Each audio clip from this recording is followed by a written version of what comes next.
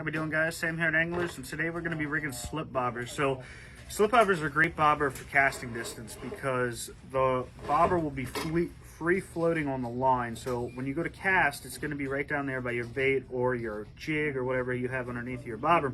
So with all that weight in one area, it's going to be a lot easier to cast than having your bait down here and then your bobber up here. So they're getting really, really popular. They've been around forever as well. So in front of us, I have a few different kinds. These are the ones that we sell here in bulk. Just can pick up a few of them, as many as you need. And then these crappie ones are great as well.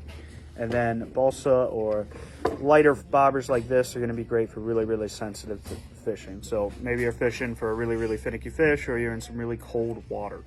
So there's kind of two ways to attach the slip bobber to the line. The first would be one of these little rubber bobber stops that they sell in packs like this. These are great little options, especially if you're using any heavier baits, heavier stuff like that. It's a little bit stronger than the more traditional one, which would be one of these little knots. So we'll start out with this one. This is your old school, really popular. You get these little guys, and then you get these tiny little beads that come with them too, which the idea behind the bead here is with some slip bobbers, the ones we have in front aren't really going to cause a problem, but a lot of times your knot can slide inside of here and kind of get all messed up. The bead just helps keep everything separated for you. So what you'll do is just take the main line coming off of your rod and just slide your line through that little black tubing that they give you. And I'm just going to grab one end and pull this off of there.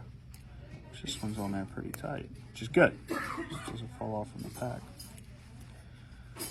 So once you get it on there, you can just take that little black piece off, and then you will cinch this down by pulling either end like this. Make sure you get it on there really nice and snug. And what that is an adjustable knot. So you can put this wherever you need it on the line, depending on how deep you want your bobber to go.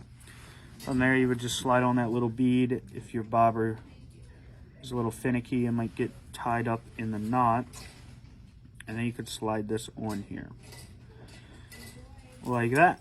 Now I usually like to trim these excess off of here. Now the fish are never going to see it because it's above the bobber, but a lot of times this will get wrapped up and just cause tangles that you don't need.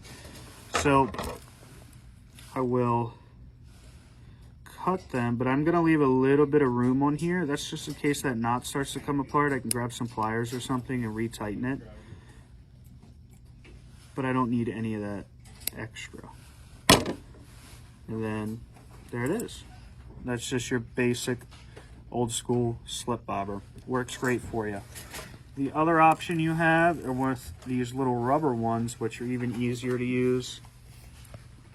You just slide it through the little clasp there, pull off about 5 inches, double it over, and I'm just going to pinch the little rubber stop and pull it off of the little wire it has onto my main line, and then I can adjust it. And these really don't have any problems getting tangled up in the eye of the bobber. So slide this on, tie on whatever bait or lure you want, and you are all set for a slip bobber. Thank you guys, and come on by and check out all the cool bobber stuff behind me.